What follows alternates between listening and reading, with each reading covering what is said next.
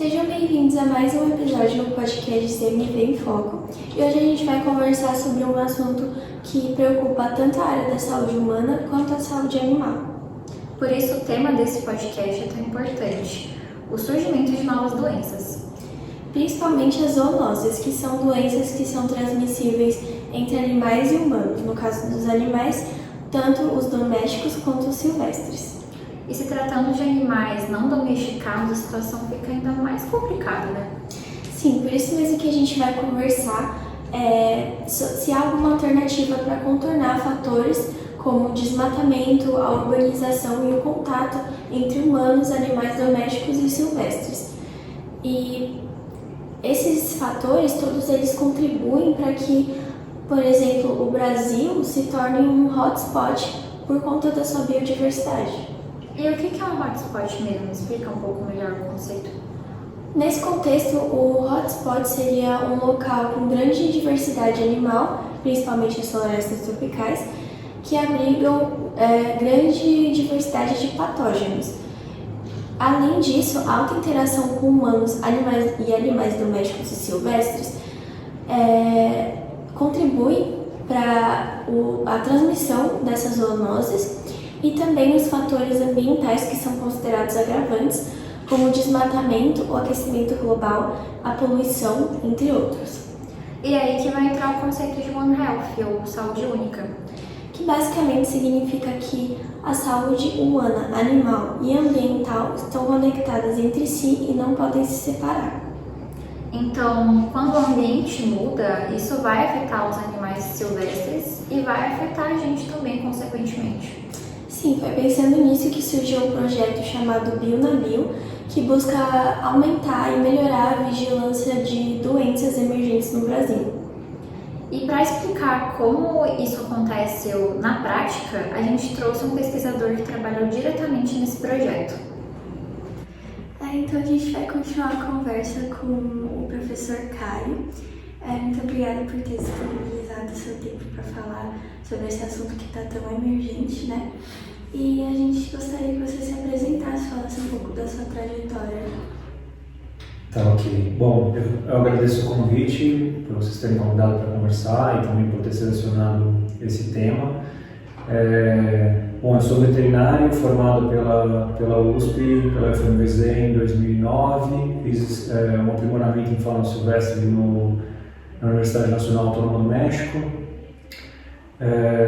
O meu doutorado foi pela USP também, no VPS. E o que mais? Uma parte do doutorado na Universidade de Minnesota, e eu trabalhei por 11 anos na Fundação Parque Zoológico de São Paulo. Lá eu trabalhei como veterinário na rotina e também como pesquisador, coordenando as pesquisas especialmente com os projetos de monitoramento em vida livre, né? Monitoramento de fauna em vida livre que a gente tinha na Fundação. Eu sou professor aqui da FZEA de Medicina de Animais Silvestres desde 2023. Acho que isso é um resuminho que me trouxe até aqui. Bom, foi uma ótima escolha então para você esclarecer alguns assuntos para a gente. Sim, falando agora um pouco sobre o projeto, né, BioNaBio, a gente queria que você explicasse um pouquinho de forma geral assim o que ele é. Tá. Esse é um projeto bonito, assim, na ideia de tentar formar uma rede de trabalho mesmo no Brasil. Esse projeto é encabeçado pelo professor Ricardo Dias, da USP também, da FMVZ em São Paulo. E ele começou a articular essa rede, então hoje é o Biorepositório Nacional, né, para a biodiversidade. Mas a ideia é que não seja necessariamente uma estrutura para armazenamento de amostras propriamente dito, né? A ideia é que se construa uma rede entre instituições que já tenham repositórios de amostras biológicas advindos da fauna silvestre, né, dos animais silvestres, e também com veterinários de campo, instituições que estão no campo, coletando amostras desses animais silvestres para pesquisa ou para alguma ação de manejo. Instituições ex situ, né, como centros de triagem e reabilitação, zoológicos, criadouros conservacionistas, criadouros científicos. Então a ideia é tentar articular as pessoas que podem ter fonte de amostras biológicas de animais silvestres, né, da nossa biodiversidade de forma geral, não só de animais silvestres, mas dados de parasitas, por exemplo.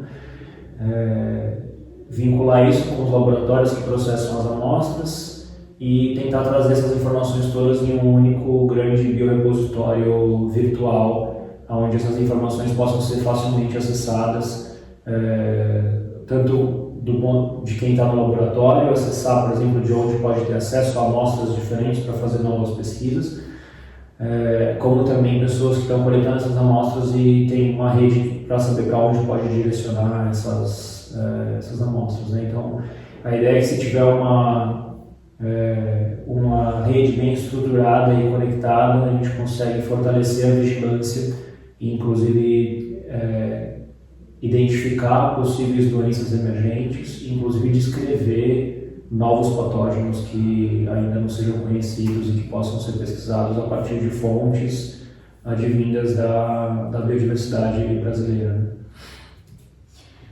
Então, como essa ideia de construção de rede, né, não só um biorepositório, eu li sobre que vocês aplicaram a ideia de poder descentralizado.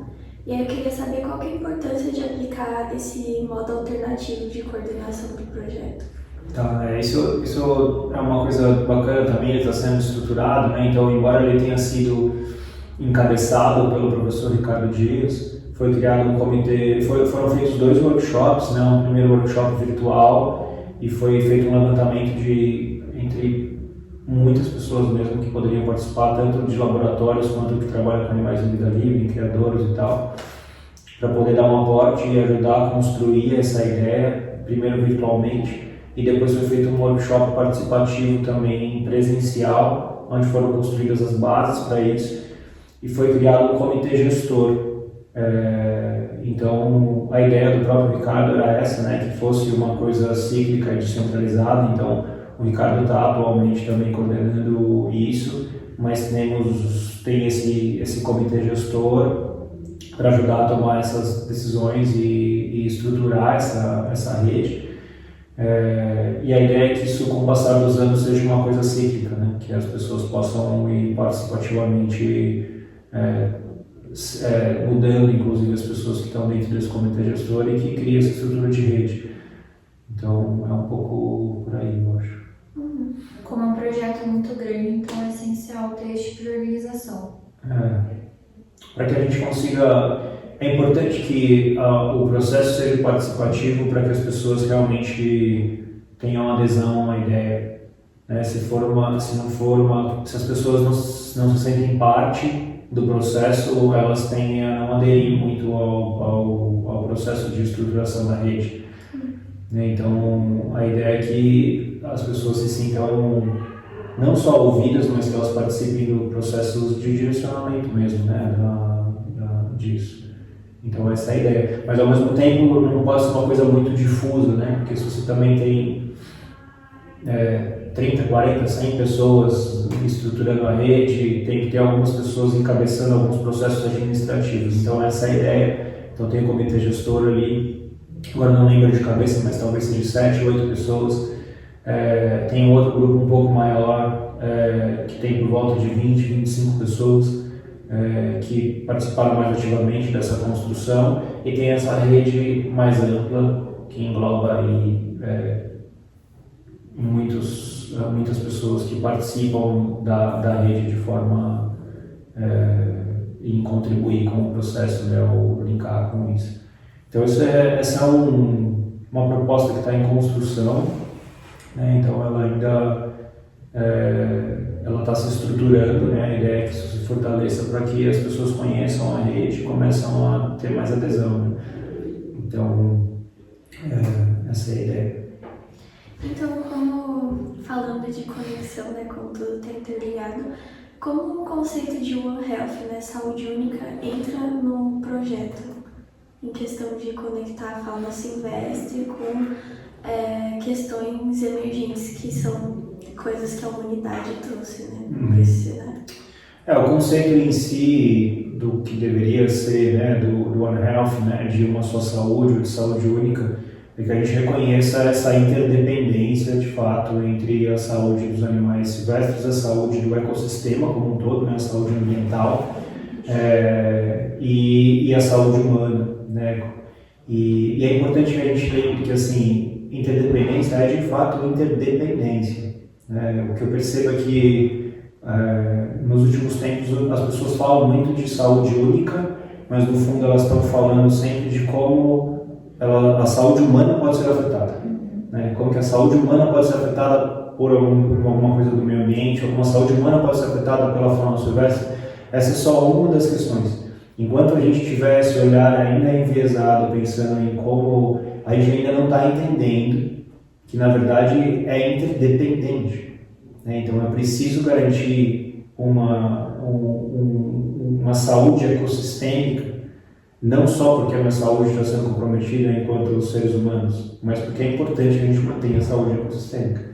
E ao garantir a saúde ecossistêmica, a saúde da fauna silvestre, a saúde dos animais domésticos, a gente também diminui a chance de emergência de doenças para a saúde humana, né? Então essa é um pouco a ideia. E então, por que eu falo isso? Porque às vezes as pessoas pensam, por exemplo, se a gente tiver uma vigilância, um monitoramento como esse, pode ser que a gente consiga facilitar a detecção de alguns surtos que estão acontecendo em vida silvestre, como por exemplo a cinomose em canídeos silvestres. A princípio, a cinomose não tem um elevado potencial zoonótico, embora tenha alguns estudos mostrando que já pode extrapolar para primatas e coisas do tipo. Não é uma doença com potencial zoonótico tão avançado, mas é uma doença de alta letalidade para os canídeos silvestres.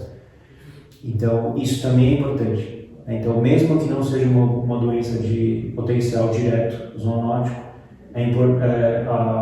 programas de vigilância que valorizem a biodiversidade como um todo, potencializam a gente detectar doenças que possam estar afetando a fauna silvestre e são importantes para a fauna silvestre, tá? Então, acho que esse é um ponto onde o Bionabio ajuda, né? A gente conseguir estruturar redes que potencializem volumes de amostras maiores ao longo de territórios maiores, né? Então, assim, a gente consegue ter amostra desde o sul do país, sudeste, centro-oeste, do norte, de repente para ir para o mesmo laboratório, direcionar para uma pesquisa específica. A ideia não é facilitar essas redes de contato, né?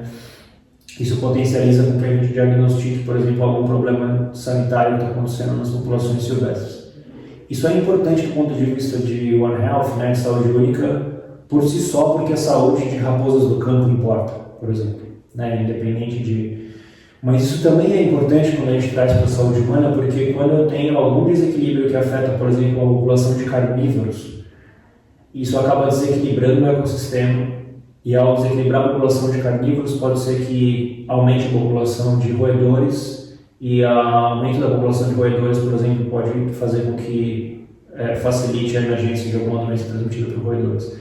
Então, isso que é importante, por isso que essa interdependência da saúde ecossistêmica é importante a gente entender, né? Não é necessariamente só porque essa doença diretamente pode afetar a saúde humana, mas é que ao afetar uma espécie silvestre e tem um impacto populacional, ela pode fazer um desequilíbrio no ecossistema tal que possa facilitar a emergência de outras doenças. Então, tem vários trabalhos que mostram que quanto mais biodiverso é o ecossistema, menor a chance de ter uma emergência de doença. Tá?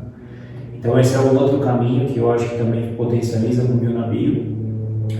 E um terceiro ponto, mais diretamente relacionado com a saúde humana também, é a detecção de novos parasitos de forma mais ampla, né? Pensando em vírus, bactérias, novos agentes patogênicos que podem ser detectados e descritos vindo da fauna silvestre que tenham o potencial de uma nova doença emergente, né? Então, quando a gente potencializa a criação dessas redes, a gente consegue descrever novos agentes infecciosos e não só detectar os agentes conhecidos para ver como que está a circulação desses agentes na natureza. Então, agentes que a gente sabe também zoonóticos, né? Então, por exemplo, febre maculosa, leptospirose, vírus da raiva, né, que está tendo casos agora recentemente. Então, potencializar essa rede de contato faz com que, e a estruturação desse biorepositório a ideia é que estruture não só as redes entre amostras e processamento, mas também que facilite o acesso a resultados que podem ou não ser compartilhados. Então, se o pesquisador, por exemplo, já publicou aquele resultado, ele tem a oportunidade de, por dentro do biorepositório, compartilhar o resultado que foi obtido daquilo ali. Então, isso facilita a detecção de como está a circulação de alguns agentes patogênicos já conhecidos, mas isso também facilita a descrição de novos parasitas ou novos vírus, por exemplo, que nem são conhecidos ainda e que têm o potencial de emergir como uma zoonose potencial, por exemplo, afetando a saúde humana, né?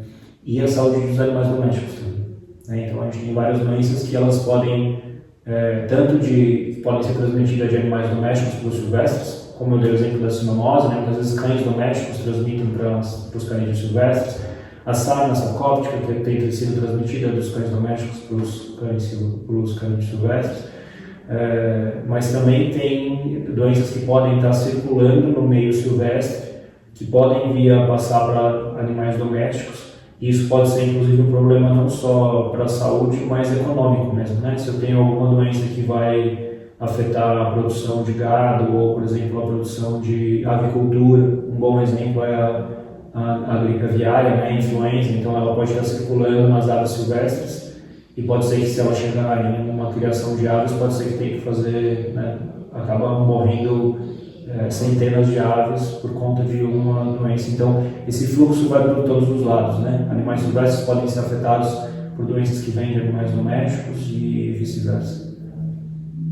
As pessoas se interessaram bastante por estudar pandemias justamente porque depois do Covid-19 afetou muito a saúde humana em si.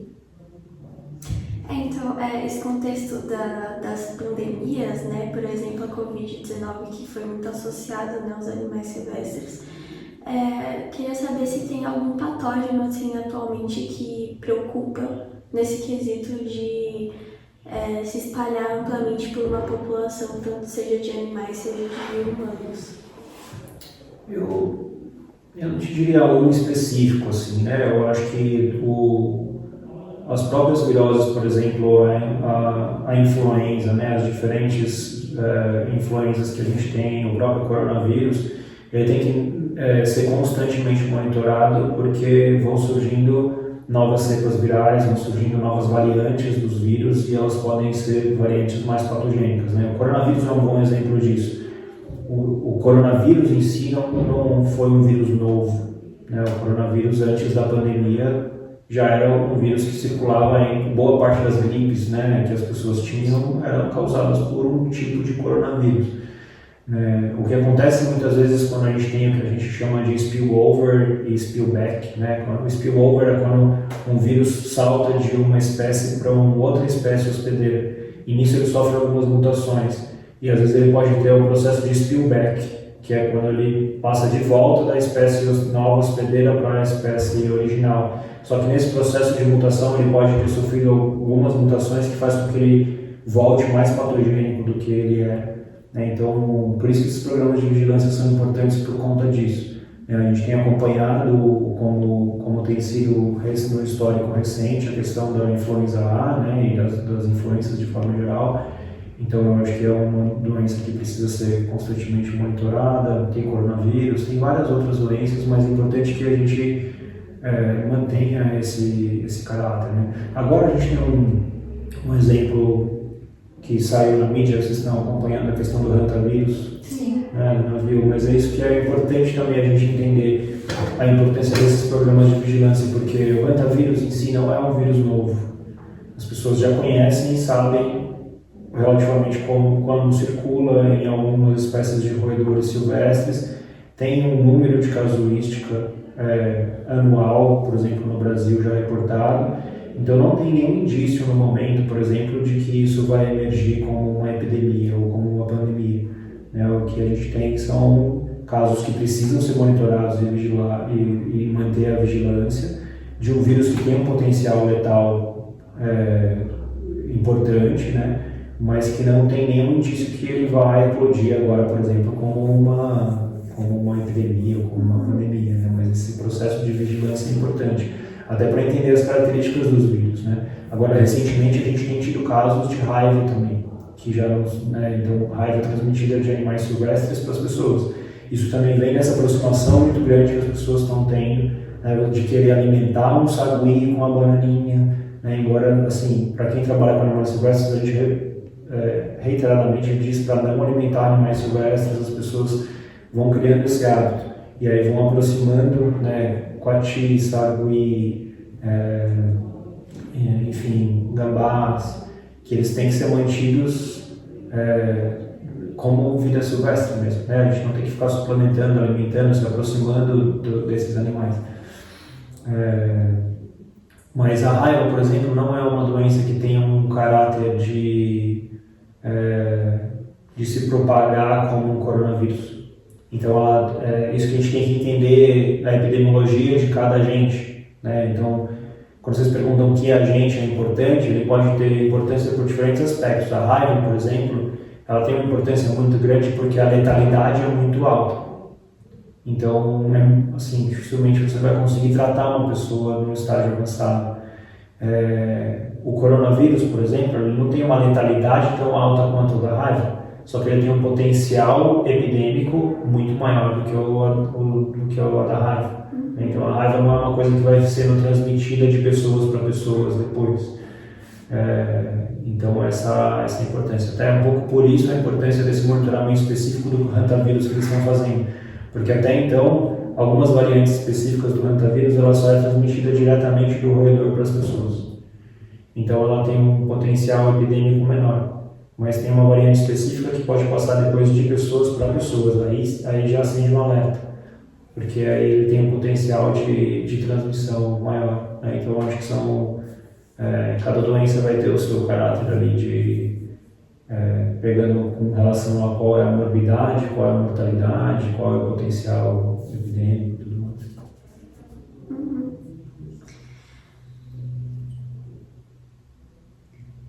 O que você acha que a gente aprendeu com a Covid-19? Você acha que a gente está preparado para uma próxima pandemia? Mais preparado?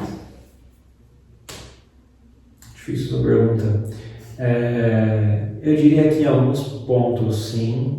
Eu acho que acendeu uma luz para várias questões, como a questão da saúde única, né, de uma só saúde e várias questões. Por outro lado, a gente vive um momento muito delicado, né, onde a gente tem, por exemplo, mesmo durante uma pandemia, movimentos anti-vacina, por exemplo, né, movimentos anti-ciência. A gente tem, por exemplo, os Estados Unidos como um dos principais financiadores de pesquisa em saúde no mundo, depois da entrada do último presidente, cortando assim, drasticamente os investimentos em pesquisas com saúde, vigilância e tal. E isso não afeta só pesquisas nos Estados Unidos, né? Porque isso afeta pesquisas no mundo inteiro, onde os Estados Unidos era o principal financiador. Né? Então a gente tem, por exemplo, países como esse saindo da Organização Mundial da Saúde. Então, num período pós-pandemia, não dá para dizer que todos aprenderam alguma lição, né? O esperado seria, mas eu acho que sim, eu acho que a ciência aprendeu muito, chegou-se em vacinas eficientes numa velocidade muito maior do que ano passado, se fortaleceram muitas iniciativas de pesquisa muito importantes, mas eu não acho que dá para baixar a guarda, sabe? Porque eu não acho que, no geral, as pessoas simplesmente entenderam a mensagem, né? Eu acho que tem, contraditoriamente, nesse período pós-pandemia, também cresceu muito esse movimento anti-vacina, anti-ciência, de que não devem ser financiados esses tipos de pesquisa, de que a vigilância não é importante, de que a OMS é uma organização que não é importante.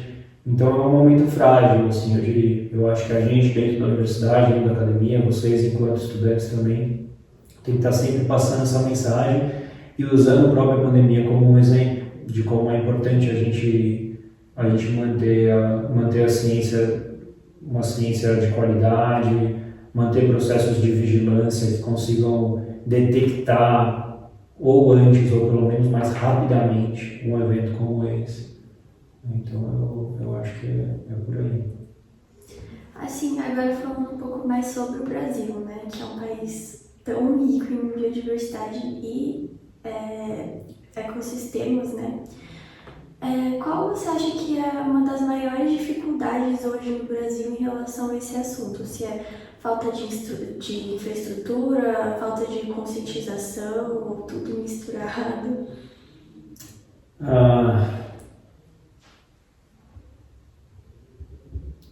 Em que sentido, mais ou menos? Só para eu também Nessa direcionar questão algumas de respostas.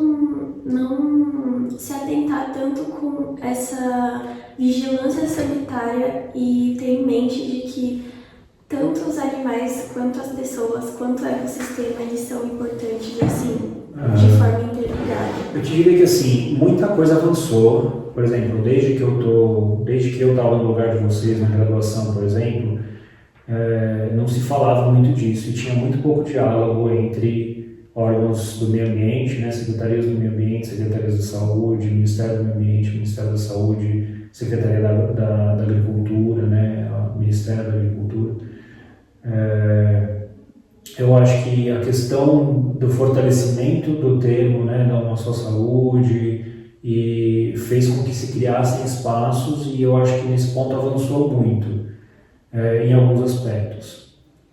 Mas eu acho que a gente ainda enfrenta dificuldades no Brasil, algumas do ponto de vista de gestão política mesmo, de propiciar interações mais facilmente entre esses órgãos, porque quando a gente fala de entender essa interdependência, isso faz com que o ideal seria que algumas tomadas de decisão deveriam ser em conjunto entre órgãos de meio ambiente, de produção agropecuária e de saúde. E nem sempre é fácil alinhar esses setores, do ponto de vista organizacional mesmo, né? Então, assim, dentro do Estado, por exemplo, Secretaria do Meio Ambiente, da Saúde e da Agricultura, cada uma tem o seu arcabouço, tem a sua organização, tem o seu...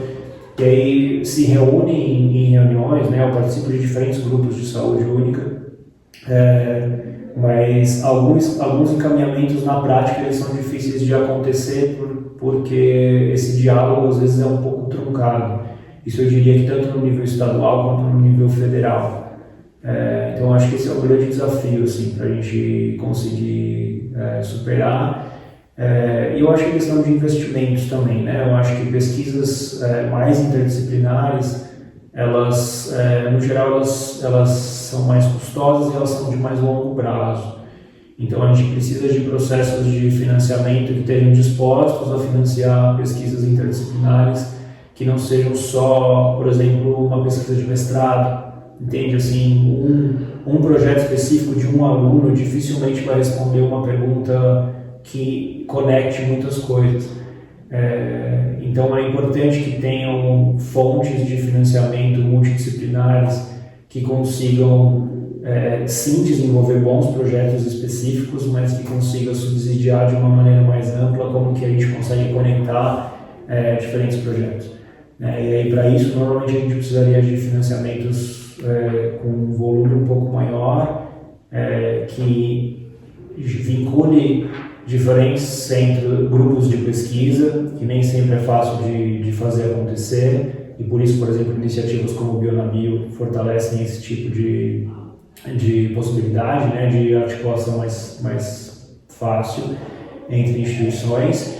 Então, não só articular entre grupos de pesquisa, mas articular os grupos de pesquisa com os tomadores de decisão, né, que são os órgãos gestores mesmo ali, que são os órgãos, seja ambiental, de saúde e tal.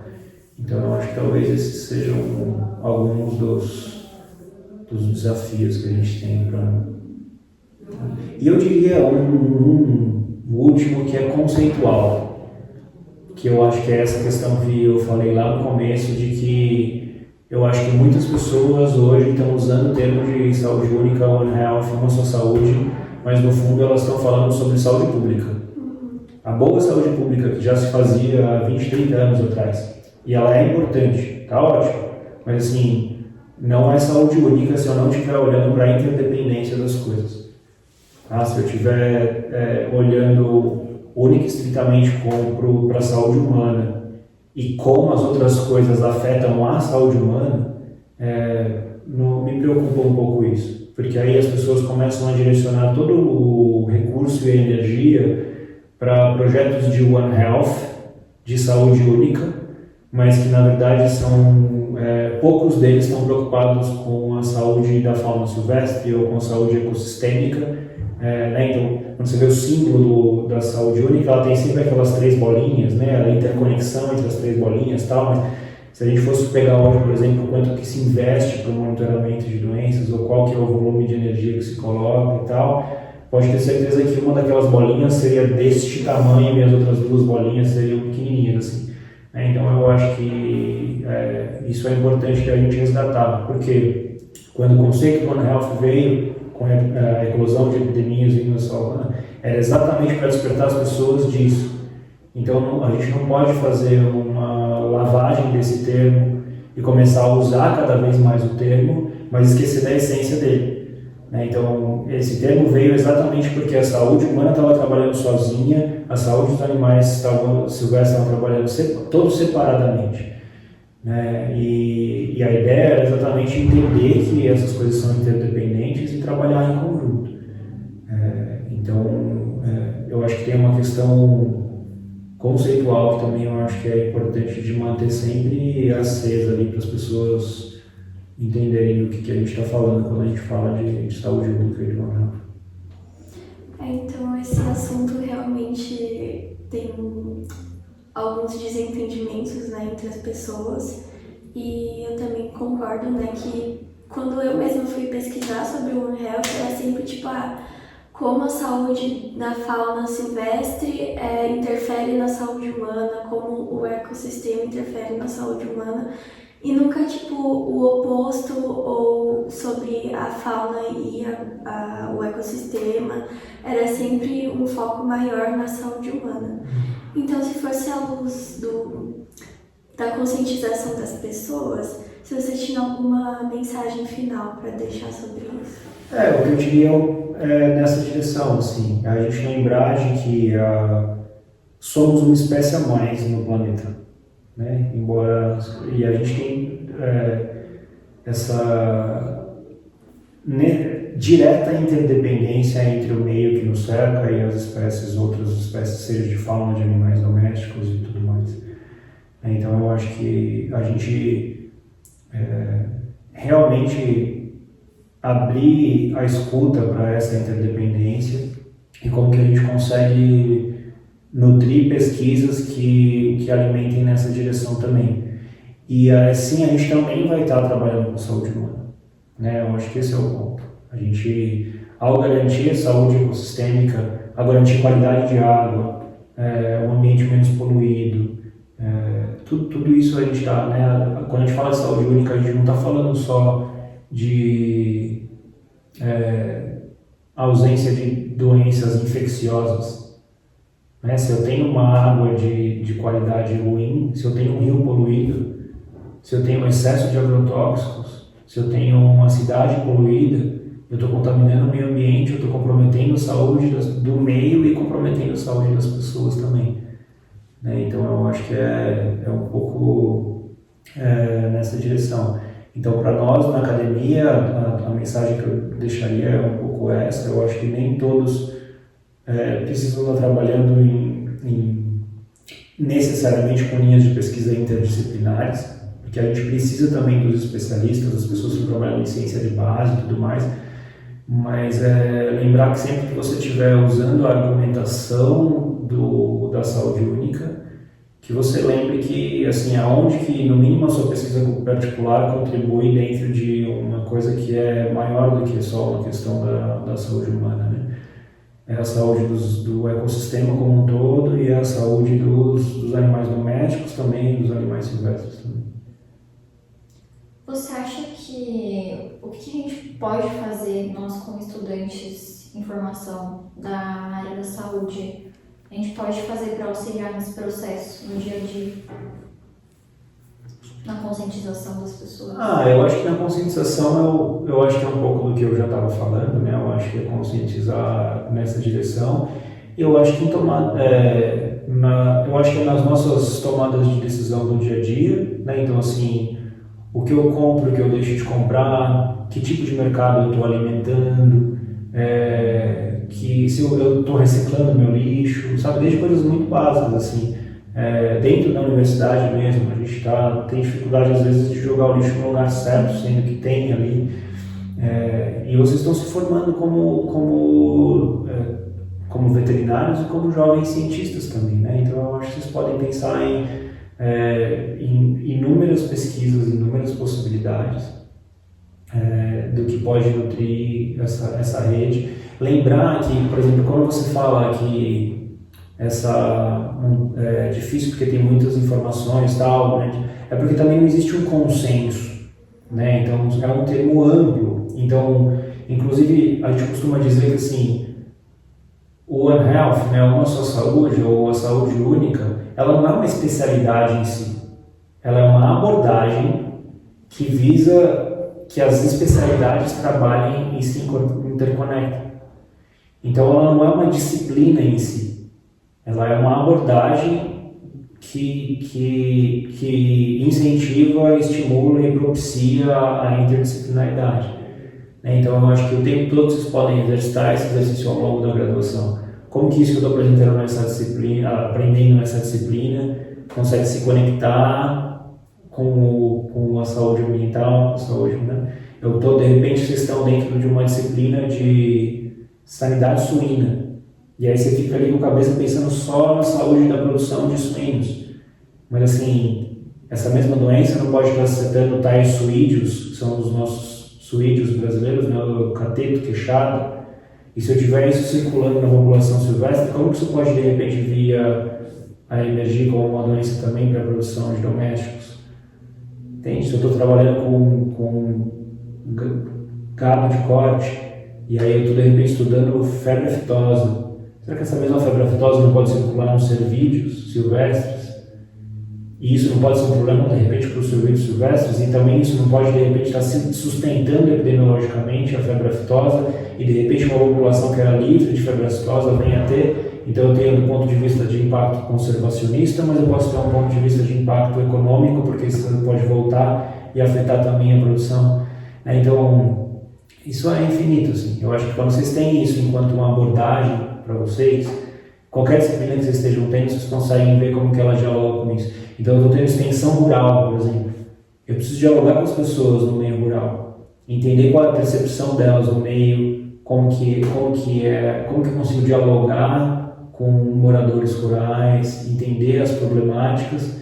E isso tudo também vai estar relacionado com qualquer coisa de saúde que eu vou trabalhar, né? Se eu estou dentro de um laboratório específico de virologia e microbiologia, pode ser que você não vai para o campo, pode ser que você não esteja vinculado, mas o que você está processando ali de informação dentro de um laboratório de virologia, por exemplo, você pode estar recebendo amostras tanto de aves silvestres, como de aves domésticas, como de morcegos, né? Então aqui dentro da própria FZE vocês têm exemplos disso, né? O laboratório da Helena, por exemplo, receberam amostras de vírus de vários lugares, inclusive dos canídeos que a gente monitora com os canídeos silvestres. Então, acho que é isso, acho que eu falei bastante, né? Mas eu acho que e para quem tem interesse na área mesmo, de vocês continuarem regando essa sementinha, né? E quando você diz, por exemplo, para ajudar a conscientizar e tudo mais, eu acho que é levantar a bandeira da ciência, né? Continuar levantando. A gente precisa mostrar, para quem não conhece a Universidade de São Paulo e as universidades públicas no Brasil de forma geral, a importância que é a universidade pública no Brasil. Isso tem ficado cada vez mais no bolso. Pessoas, quando eu estava no colégio, o sonho de todo mundo era estar na universidade pública. Hoje em dia eu já estou vendo um discurso de como se, na verdade, sabe, a universidade pública não é bem isso e tudo mais. Gente, o que a gente tem no Brasil, Eu acho que as pessoas valorizam pouco e eu acho que é papel nosso, principalmente de vocês enquanto estudantes, ser esse espelho para fora, para as pessoas entenderem a importância disso. Então, aonde foram produzidas as vacinas durante a pandemia por cientistas, né? Então, e aí as pessoas estão no movimento de não vamos vacinar, né? Não, é um contrassenso, só que não adianta a gente simplesmente tapar o olho e falar não, a gente tem que conseguir dialogar então com as pessoas e mostrar, porque se as pessoas não estão entendendo a importância da Universidade de São Paulo, das universidades públicas, é porque a gente não está transparecendo para a sociedade a importância que a gente tem. E a gente tem que conseguir fazer, alcançar isso, né? A gente está agora, por exemplo, com um professor visitante aqui da Universidade de Minnesota, que foi meu orientador enquanto eu estive lá, e veio para passar um tempo como pesquisador visitante. E sempre que ele vem para o Brasil, ele fica impressionado com o tamanho da nossa universidade. E como vocês conseguem ter um curso de veterinária gratuito? Isso não é uma realidade nos Estados Unidos, por exemplo. Não é só que você paga caríssimo. Então, assim, ter a oportunidade de ter uma universidade de fato pública é importante, e eu acho que é importante que a sociedade entenda isso, para que eles entendam por que é importante continuar financiando. Porque na prática quem paga tudo isso é a sociedade. Né? E de forma geral quem paga tudo isso é inclusive as classes menos favorecidas, que pagam proporcionalmente uma quantidade de imposto maior do que quem tem muito dinheiro. Então a gente tem que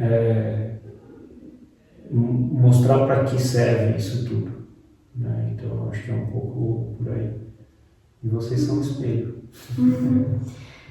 Então a gente queria agradecer muito por todos esses esclarecimentos. Acho que esse foi um episódio muito esclarecedor sobre assuntos que a gente talvez não venha sido tão comentados publicamente assim. Então eu queria agradecer pelo tempo que você disponibilizou e que, para quem gostou do podcast, puder compartilhar sobre esse assunto, é muito importante. E é isso, acho que até o próximo episódio.